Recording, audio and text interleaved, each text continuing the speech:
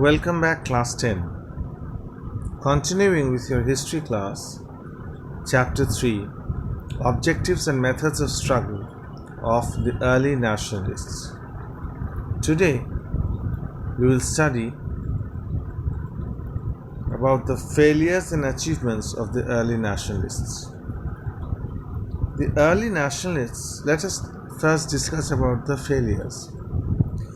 The early nationalists have been criticized first of all their beggarly methods of prayers and petitions. Beggarly method. Their method was not bold enough.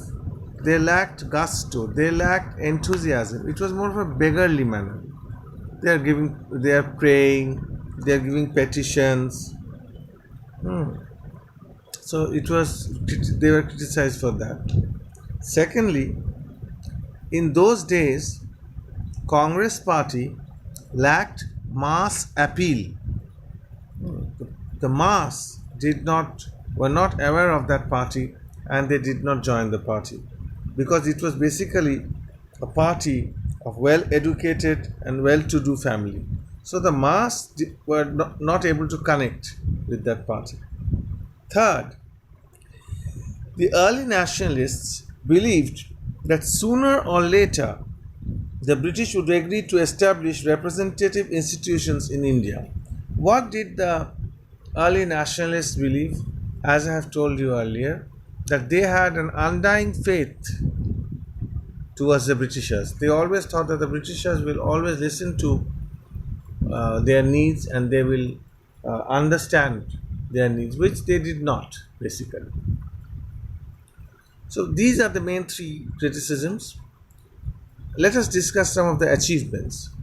First achievement was they infused means mixed, national consciousness among various sections of public life.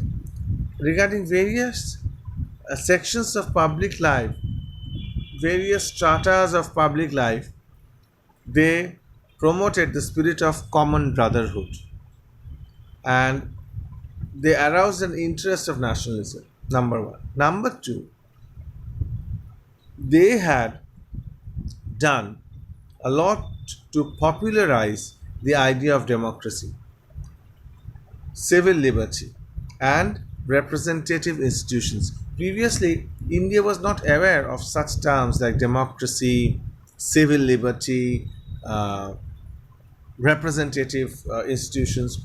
They were not aware of that. So the awareness came. Third, these early leaders explained how British were exploiting the Indians. They were the first people to expose the British exploitation in the eyes of the Indians. Interestingly, Dadabhai built up the theory of the foreign rule resulted in enormous draining is going away, of wealth from India to Great Britain. To look into the charges, a commission was appointed in 1897 with Dadabhai Naoroji as the member. Okay, this is the drain theory. Famous drain theory of Dadabhai Naoroji, where he explained how the wealth and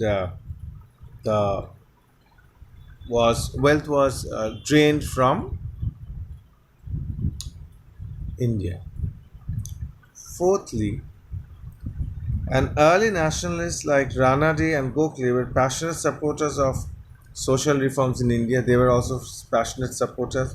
They raised voice against social ills like child marriage, imposed widowhood, such things. And finally, they had been trying to put pressure on government to reform the legislative councils. So these were their achievements. Number one, infused nationalist feeling.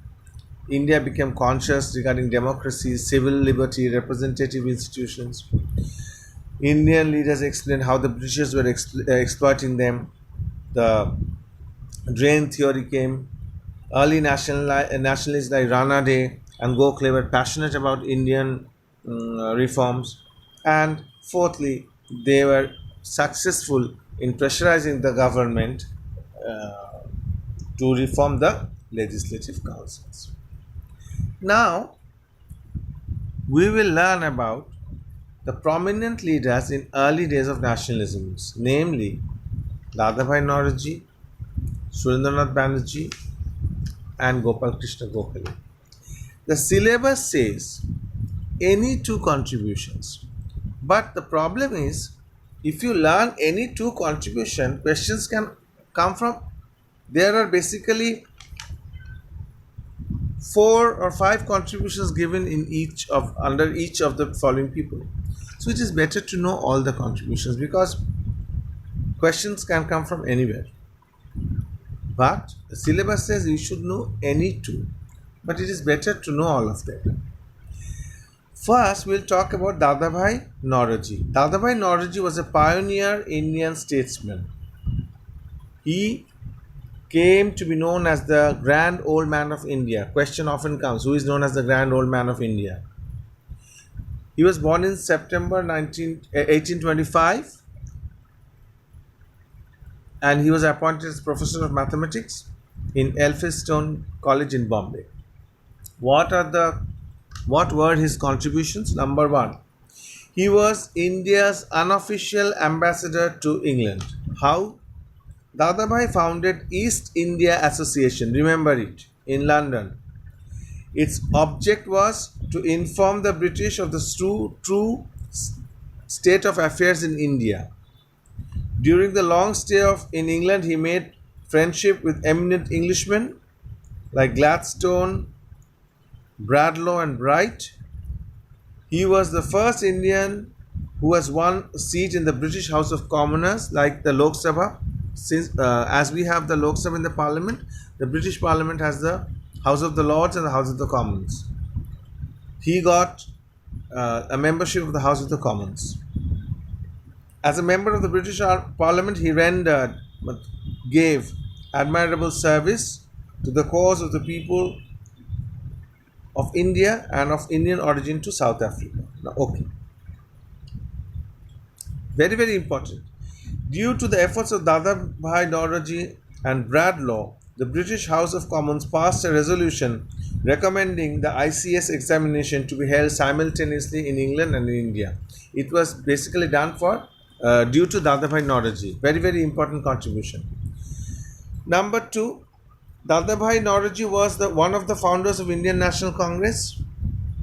He presided over the sessions of Congress 3 times. Then the partition of Bengal in 1905 had very sadly disillusioned many early nationalists. Their power and prestige were on decline. They therefore persuaded Dadabhai to preside over the Kolkata session in 1906. Okay, so first is that for him, he was an unofficial ambassador. For him, his persuasion, the ICS and the ICS examination in England and India was held at the same time due to him. Secondly, he was a founder member of the Indian National Congress and he presided over 3 sessions of the Congress, 1886, 1893 and 1906. Then his historic address to Kolkata's Indian session. Dadabhai's historic address read out by Mr. Gokhale due to Dadabhai's ill health laid stress on Swaraj. Remember, the Congress session in 1906 passed a resolution on Swaraj, Swadeshi, boycott and national education due to Dadabhai. Now, remember the names. Dadabhai edited Rast Goftar. He started in a magazine Dharma Margdarshak. Dadabhai's view on Indian economy and exploitation was written in his classic work, Poverty and Un-British Rule in India. Very, very important. Often the question comes. Drain theory was by Dadabhai Naoroji. What did he say? He said that in the drain theory, salaries payable to the members of the Indian Council, how this money was taken in the form of salaries payable in the members of the Indian Council, dispatching of savings to England by British personnel, pension to British government, payments to War Office, profits of the British trade agencies.